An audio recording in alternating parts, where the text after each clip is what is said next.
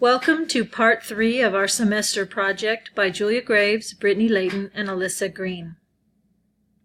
In Part 2, we came up with an alternate solution for a problem that we had with a family about a Halloween carnival. They were offended by some of the activities, so the possible alternate solutions we came up with were to have a fall leaf collecting contest, a hot chocolate lab, and pie baking in another part of the school.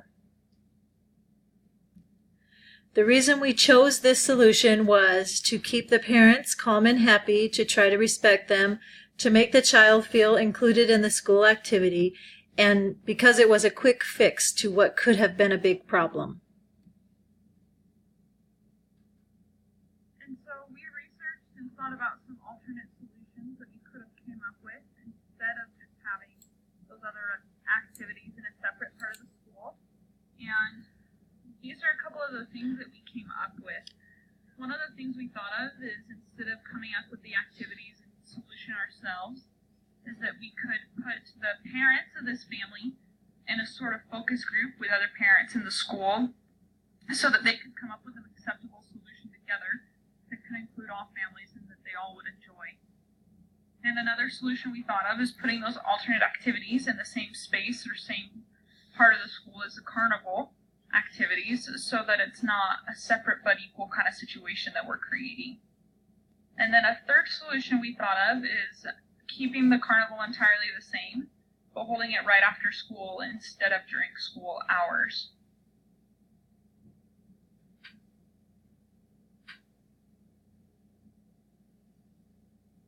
So some things that we noticed from working together that I guess influenced our ideas was our age and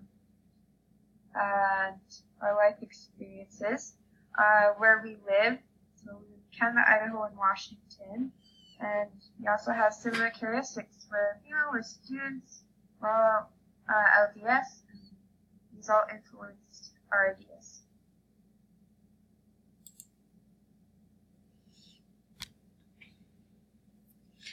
Our first reading for Part 3 was from Week 5, The Culturally Responsive Teacher. While this article focused mostly on respecting culture in academic situations, we felt that it applied to this activity because it was planned to be held during the school day. The first quote is that the vast majority of teachers in the United States are white, middle class, and monolingual English speaking. In most cases, their lives differ profoundly from the lives of their students. This can be a challenge for teachers in understanding other cultures, so they need to make a concerted effort to do so.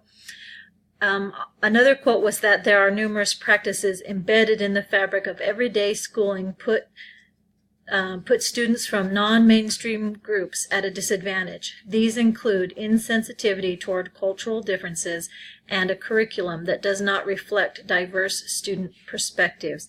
So we felt that since the carnival was an annual school thing and that it was held during the school day, that was part of the curriculum, and that it was insensitive towards some families' culture. So the last quote was, teachers need to be aware of the role that schools play in both perpetuating and challenging those inequities. These parents really felt that we were challenging what they were trying to teach their children, and we wanted to respect that and come up with another solution.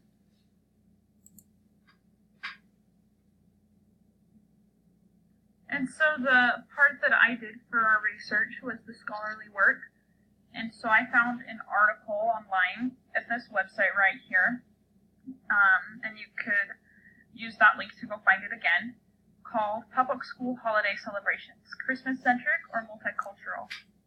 And so this article focused on Christmas, but we thought it related to our situation because Christmas is a holiday just like Halloween is, and there are beliefs that influence both celebrations. And so this article emphasized multicultural celebrations rather than just Christian ones. And it talked about the consequences of centering school activities around Christmas, a Christian holiday. It talked about how schools emphasize things like Christmas and making lists for Santa and things like that. But if there are students from different faiths, then it might be really confusing or difficult for them during that time in school. And so a quote from the article was, recognizing the diverse beliefs of children in a given classroom should extend beyond the month of December. To give credence to various beliefs, celebrations occur throughout the year at the appropriate time. And so this could apply to the idea of Halloween also, just because it doesn't necessarily agree with the others' beliefs. The school could do things to help give credit to those differences too. So, for the church publication for my part, looked up the talk, The Doctrine of Inclusion by Elder Ballard, and it really talked about how we can include everyone and not leave anybody out. These are some quotes that found in the talk.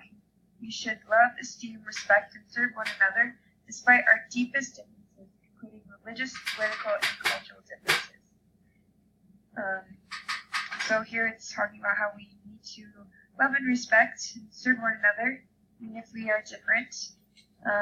Perceptions and assumptions can be very dangerous and unfair. And I like this quote because I agree with it. I think that sometimes we can be caught up in stereotypes or make assumptions about people, and from maybe a little bit of knowledge that we know, but to take the time to get to know them. And we could be wrong, our assumptions could be wrong. That's just as it should be. If we are truly disciples of the Lord Jesus Christ, we will reach out with love and understanding to all our neighbors at all times. Good neighbors should put forth every effort to understand each other and to be kind to one another, regardless of religion, nationality, race, or culture. Each of us is an individual. Each of us is different. There must be respect for those differences.